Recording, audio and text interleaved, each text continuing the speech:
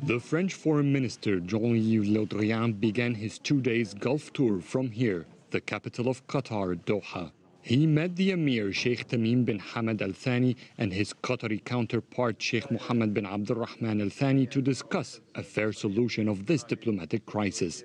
Le Drian stressed that France wants a quick end to the tension and the blockade enforced. The sovereignty of Qatar is not going to be questionable here. This was the message delivered to me by the Emir of the State of Qatar.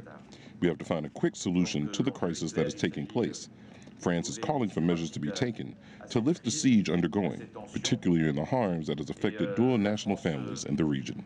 On the other hand, Qatar has renewed its commitment to fighting terrorism.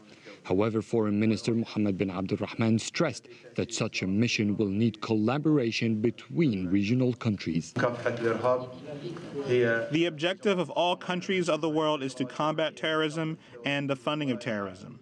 But the procedures that are taking place are inimical to these efforts. We need to concert efforts between different countries, and this should not be in the hands or shoulders of one country only. We should not practice intellectual and political terrorism. Le Drian is on a 2 days visit to the Arabian Gulf. Doha was his first stop.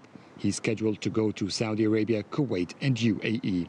France is following Germany, Britain and the United States, whose foreign ministers have taken similar tours in the Gulf, aiming to ease the tension in the region. France is not as influential in this region as the United States, whose Secretary of State left on Thursday more or less empty-handed. There's a great deal of business between Europe and many of the GCC countries. It's why Europe wants this crisis to end quickly. It's also why Kuwait's mediation efforts have been getting a lot of global support, hoping that at least this crisis won't get worse. Adel Al-Mahroui, CGTN, Doha, Qatar.